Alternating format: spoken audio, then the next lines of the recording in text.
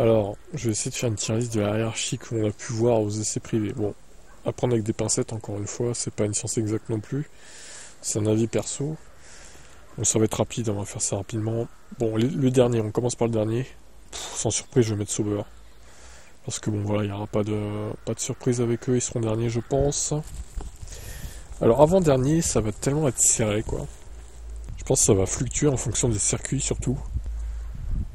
Donc, voilà, je mets V-Carb, mais bon, ça peut fluctuer. C'est pas dit que ce soit les avant-derniers à chaque course, en fait.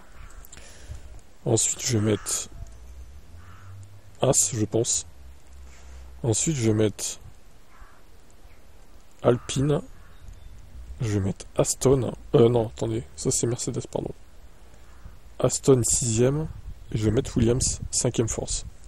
D'après ce qu'ils ont montré aux essais hivernaux, bon, ils ont l'air rapides quand même. Plus qu'ils ne devraient, on va dire. Je vais peut-être pas les mettre dans le top 4 non plus, faut peut-être pas exagérer. Alors, 4ème, je poursuis, je vais mettre Mercedes. Mais très proche de Ferrari. Je vais mettre Red Bull 2ème, du coup. Et McLaren, je vais les mettre. Tout le monde s'accorde à le dire, qu'ils sont premiers.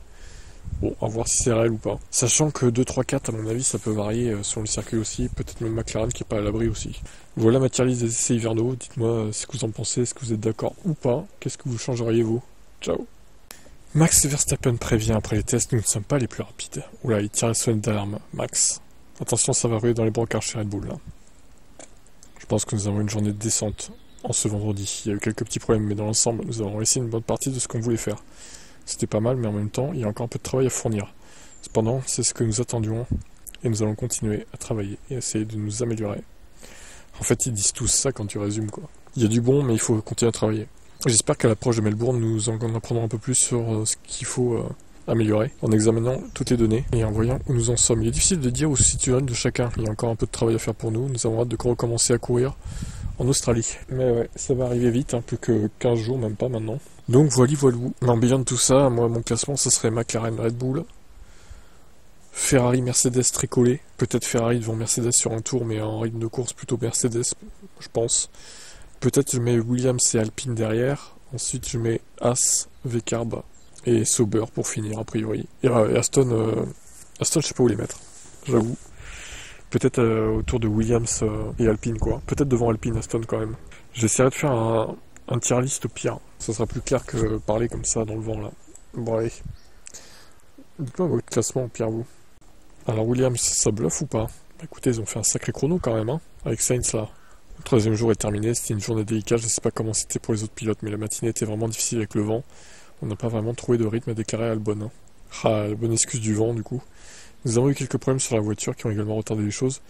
On a eu un peu de mal à démarrer. Finalement, nous avons fait un bon long run et un style de run décent à faible performance. Nous avons terminé la journée avec d'autres longs runs dans l'ensemble. Je suis donc positif, déclare Albon. Stella déclare qu'il a surveillé quand même pas mal Williams. Albon est-il d'accord avec l'évaluation de l'Italien de McLaren? Je pense effectivement que nous devons examiner certaines données avec quelques domaines sur lesquels nous devons nous concentrer. La bonne chose c'est que nous savons où se trouve le temps autour. Je ne pense pas qu'il soit si difficile à atteindre. Alors nous allons travailler autour de cela et nous préparer pour Melbourne, a conclu le pilote Williams. D'accord, bon. Je serais quand même étonné que la Williams joue le top 5, top 6 régulièrement avec les 4 autres constructeurs, quoi. Pour moi, ça jouera 7, 8, 10, quoi. Je les vois pas être aussi bien régulières qu'une Mercedes ou une Ferrari. Ça me paraîtrait un peu fou de penser ça. Enfin, ou alors ils ont trouvé vraiment une solution miraculeuse pendant l'hiver, quoi.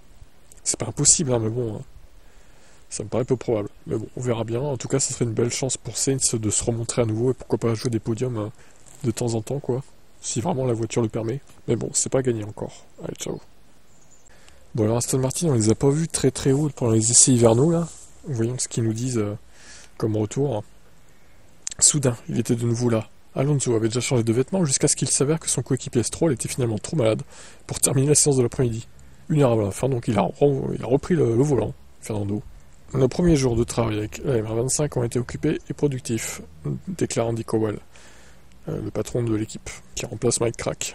L'accent a été mis sur l'apprentissage de cette voiture, un nouveau package aérodynamique, la vérification de tous les systèmes et la collecte des données, à partir d'un très grand nombre d'expériences et d'éléments de test.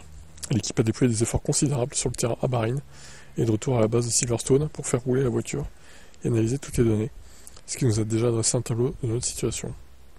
Les premiers retours de Lance et Fernando suggèrent que nous avons fait des progrès en ce qui concerne la maniabilité de la voiture, mais nous avons également découvert des domaines qui pourraient être améliorés, qui nécessitent plus d'attention. Il est trop tôt pour porter un jugement sur les progrès que nous avons réalisés au cours de l'hiver, et sur la façon dont nous nous comparons à nos concurrents.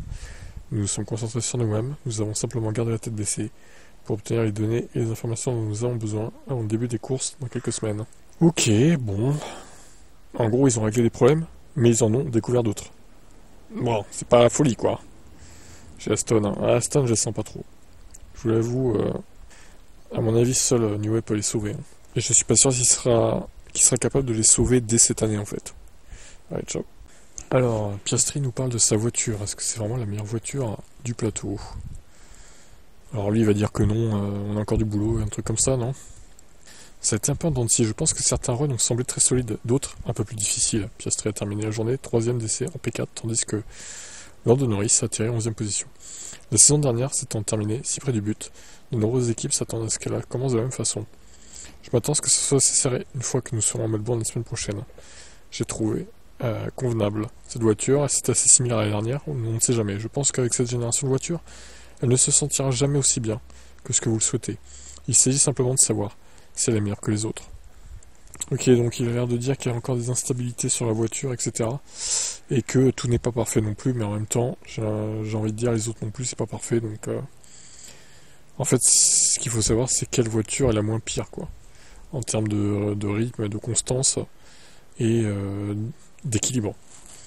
Donc, bon, pour l'instant, il semblerait que ce soit la McLaren qui soit donnée favorite. Encore une fois, bon, à prendre avec des pincettes. Lewis Hamilton répond à Toto Wolff sur la durée de vie des pilotes. Il a répondu à ses détracteurs qui ont affirmé que le 7e champion du monde n'est plus dans la fleur de l'âge. Alors, ne me comparez jamais à quelqu'un d'autre. Alors, il a accordé une interview au Time Magazine. Donc, c'est dans cette interview qu'il a répondu: je suis le premier et le seul pilote noir à n'avoir jamais pratiqué ce sport. J'ai traversé beaucoup d'épreuves. J'ai eu mon propre parcours. Vous ne pouvez pas me comparer à un autre pilote de Formule 1 de 40 ans, passé ou présent, dans l'histoire, parce qu'ils n'ont rien à voir avec moi. J'ai faim, je suis motivé, je n'ai pas d'enfant ni d'enfant, je me concentre sur une seule chose, c'est de gagner. C'est ma priorité numéro 1. Alors oui, hein, effectivement, comme Alonso d'ailleurs, ils n'ont pas d'enfants, c'est surtout ça qui est important, ils n'ont pas d'enfants qui leur causent des soucis comme Vettel avait pu avoir, comme Perez a pu avoir. Et franchement, ça leur libère l'esprit, c'est triste à dire, mais c'est la vérité, même dans la vie de tous les jours, hein, quand on n'a pas d'enfants, on est plus libre en fait, et on fait ce qu'on veut en fait. On base pas notre vie sur les enfants.